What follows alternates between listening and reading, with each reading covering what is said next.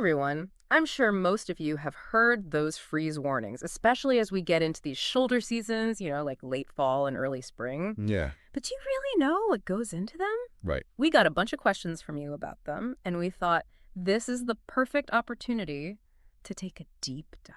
A deep dive. To uncover all the fascinating stuff behind those freeze warnings and maybe even highlight a thing or two you didn't realize. Definitely.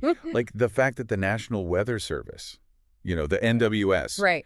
they have a super precise definition of what actually triggers one of those warnings. Yeah, fill us in. What is it? What is it about? Okay, so it's not just any old freeze. Mm-hmm. Like it's got to be a situation where they're forecasting those air temperatures, the ones we all feel, Right. to drop down to 32 degrees Fahrenheit or even lower, which, and here's the kicker, is 0 degrees Celsius for those of you who use that. Right. But importantly, it's all about timing.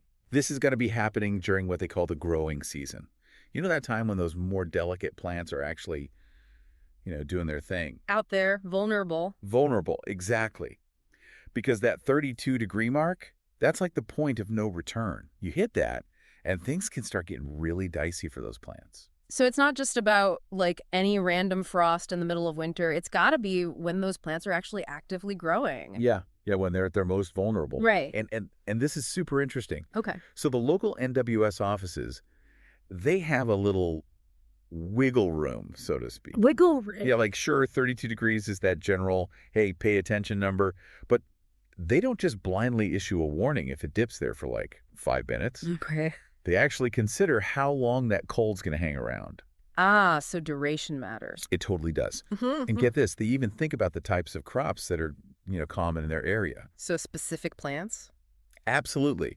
Because some plants are like, bring on the cold, and others are super sensitive. So it's like a localized, customized freeze warning almost. Totally. It's all about assessing the real risk to those plants. So a quick dip to 30 degrees for, a half hour in one place might not set off the alarm bells. But a full night at 32 in an area known for, I don't know, delicate peaches or something could be a huge deal. You got it. Yeah.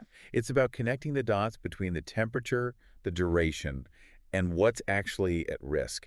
And thinking about it, these warnings, they're most frequent during those tricky transition times. Yeah, you're right. Like late fall when winter's about to pounce. Exactly. And in some places, it's all winter long. Right. And then, of course, early spring when everything's just starting to pop up again. When that surprise frost hits and you're like, no. It could be devastating to your garden. That's when those really frigid, dry air masses from the Arctic, way up north, Yeah. they decide to take a trip south. Bringing the cold with them. Big time. And those areas, they're not always prepared for that kind of deep chill. So these aren't just those general, hey, bundle up warnings. It's very targeted, right? They are super specific. Okay. Like down to the county level or even smaller zones. Right. They really want to make sure that you're only getting alerts that actually apply to you. That makes sense. So no need to panic if your area isn't mentioned. No. Okay, so now we know what triggers these warnings and how targeted they are. But beyond grabbing a warmer coat, why should we really care? So let's look at the big picture here. Okay. These warnings are all about protecting things, Yeah. people, your stuff, and agriculture, which is kind of a big deal for everyone. Right. The most immediate thing you're likely to see is damage to plants. Like our sources explained, and this blew my mind, when it gets below freezing, ice crystals can actually form inside those plant cells. Inside the cells. Yeah, which messes up their whole structure. You can imagine how bad that is. Yeah, no good. And of course, that means big trouble for farmers and even your backyard garden. Nobody wants to see all their hard work just wilt away. And it's not just plants that are at risk. We always hear about pipes freezing and bursting. Oh, yeah. That's a homeowner's nightmare. Seriously.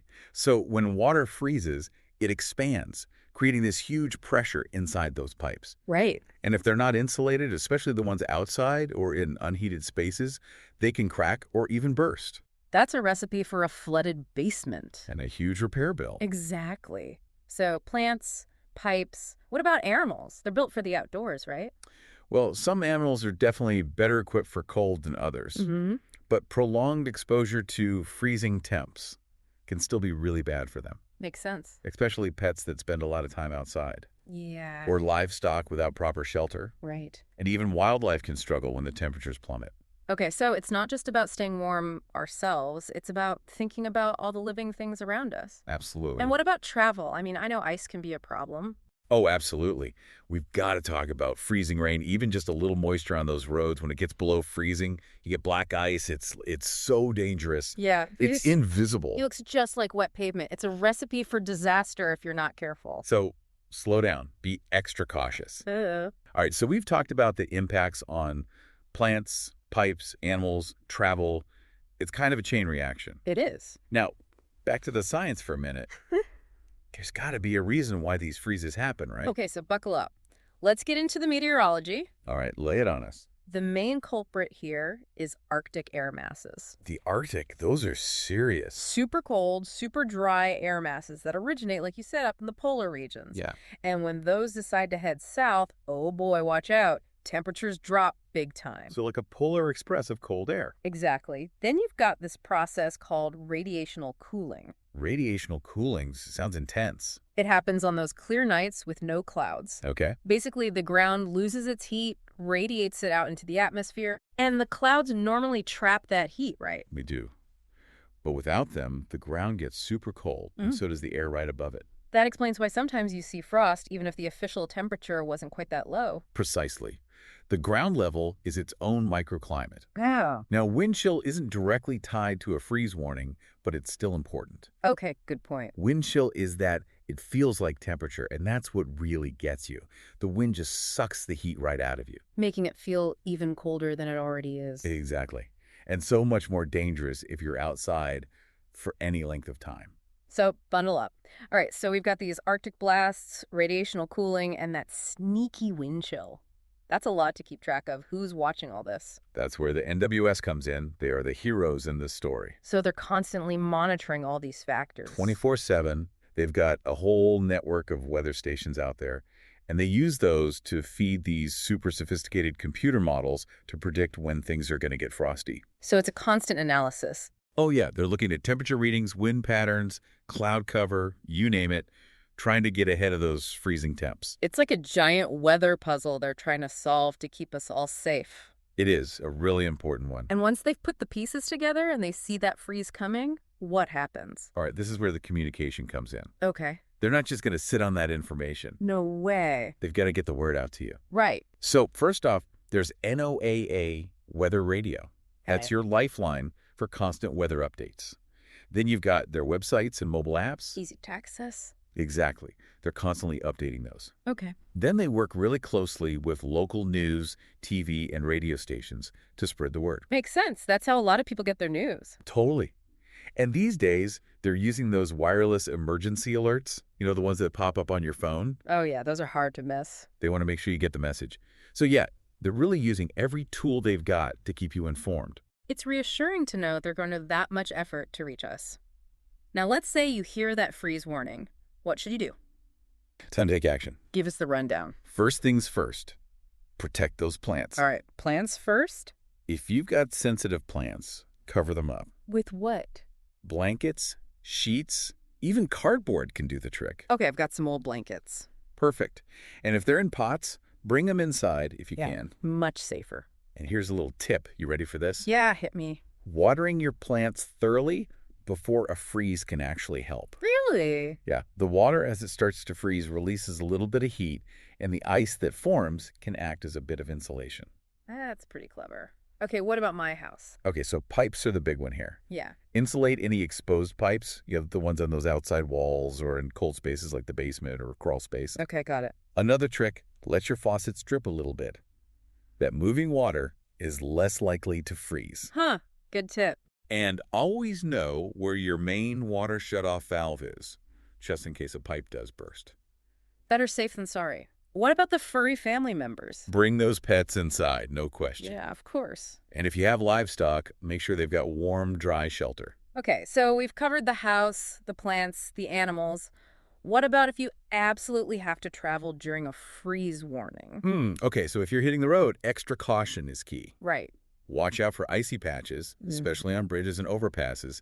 They freeze first. Yeah, they're always slick. And give yourself extra time. No need to rush. Good advice. So it's all about being proactive and taking those simple steps to avoid a bigger headache later. Exactly. A little prep work goes a long way.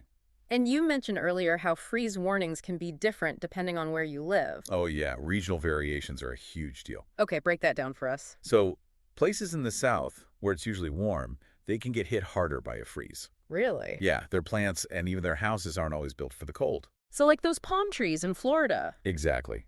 And their pipes might not have as much insulation because they don't normally need it. So, a quick freeze could do a lot of damage. It could. And those southern plants, they haven't had to adapt to freezing the way northern plants have. Right. But then again, up north, even though they're used to the cold, they still need to watch out during their growing seasons. Yeah, a late frost can ruin everything. Totally. So the impact of a freeze warning, it really depends on where you are and what's normal for that area. So, it's not just about the number on the thermometer, it's about the context. Precisely. The big picture. So, for our listeners out there, what's the one thing they should keep in mind when they hear that freeze warning? Here's a question for everyone to think about. Okay. With all the weird weather we've been seeing, all the changes, how's that going to affect those freeze warnings in the future? Yeah, that's a good point. Will they be as predictable?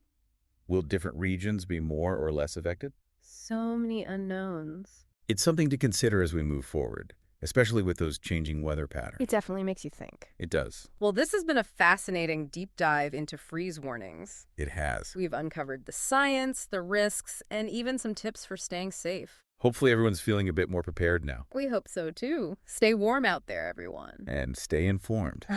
Today is your lucky day. Today is the day that our $3 website works for you, paying you directly to your PayPal daily. Imagine $3 ongoing continuous payments to your PayPal account. Imagine falling asleep and waking up to $300 in your PayPal account. How would this make you feel? How could this help you? What bills could you pay? What kind of fun could you have? What does that retirement look like now? All for a one-time payment of $3. This website is DFY done for you, fully built and completely hosted, and never stops collecting payments for you. You have spent $3 on coffee on a regular, but that coffee won't help you create multiple streams of income. Click the link below.